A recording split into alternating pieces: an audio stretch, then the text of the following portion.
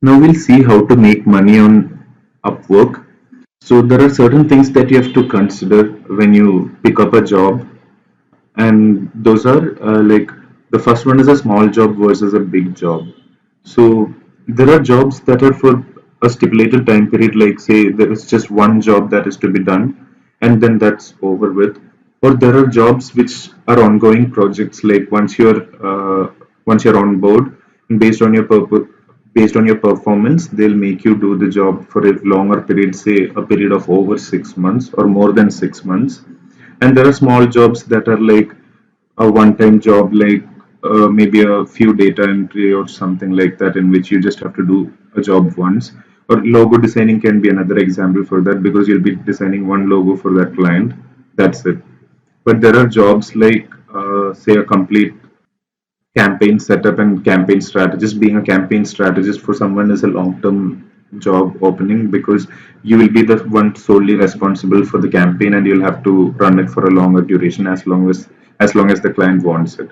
So that is the difference between a small and a big job. The next one is experience and pay. So based on your experience and expertise, there will be a difference in the pay. So when you look at entry level jobs, those jobs will be having the least pay, and the expert level jobs will be having higher pay. So experience is always directly proportional to pay. The more you know about the topic and the more you have experience on it, the more will be the earnings from the particular job.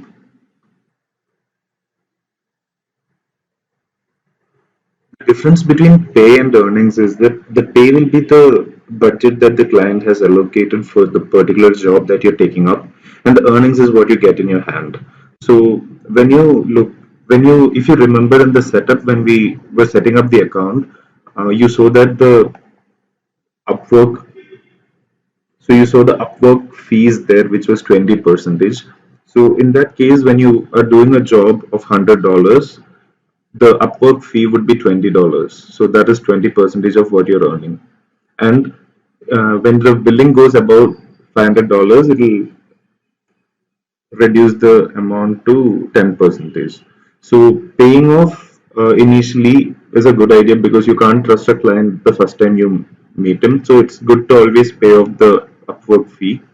And once you have worked with him on a long term project and you get to know the client, if you feel that he's trustworthy and he's reliable, maybe you can, in your meetings, one of your meetings, maybe you can approach him and tell that why to do Upwork, you have to pay the you'll have to pay a higher amount to Upwork, and they take their commission from that. So what if we do the payment directly, so we can eliminate the Upwork? So you can approach the client telling that, so that you can in the end eliminate the Upwork fee of 20 percentage. So if the client is a trustworthy and reliable client, you can actually approach him and tell him, we can make direct dealings now, since I've been working on your project for so long, and I kind of know it. Let's make it direct, and we can eliminate the Upwork fee that comes in middle. So in the end, you also earn higher than what Upwork would give you, and the client has to pay lesser than what he's paying Upwork.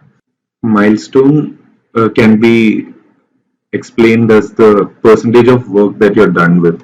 So when you look at a job, there'll be a budget for the client.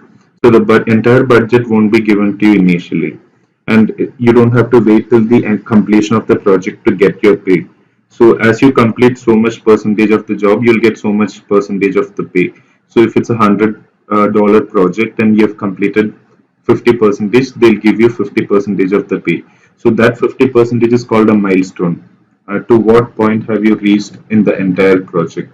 That is what the milestone is. So we'll see a few examples of what all we discussed right now.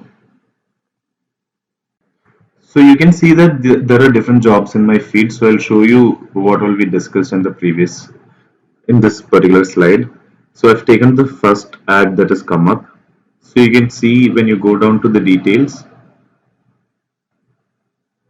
you can see that this is a one-time project, and the price is $300 fixed, and he's looking for an intermediate level exposure for the or intermediate level expertise at the topic.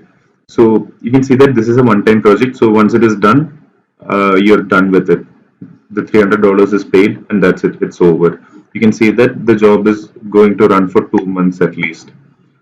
So that will be the duration. So this can be considered as a short job or a small job. And then you can look at something like, say this one, they're looking for a person with expertise of over 5 years. And when you go down, it's the same project, Facebook Ad Manager, and you can see that it's more than 6 months. So it is an ongoing project and it will be a longer project compared to the previous one. So this is a bigger job and the previous one was a smaller job. And this is the budget. And in the we'll go back to the previous job. So in this particular job, his estimated budget is $300. That is fixed price. So say we agree on $300 and we start working on it. The Upwork commission would be 20% of this, which would be $60. So you will eventually end up getting $240 for the job, and the budget was 300. So for $60 goes to Upwork because it is 20% of the entire budget. When you talk about milestone for this particular budget of $300, once you've completed 50% of your job, you'll be getting $120. That is because the 20% cut is taken by Upwork and you'll get 50% of 240, which is $120. That is what a milestone is.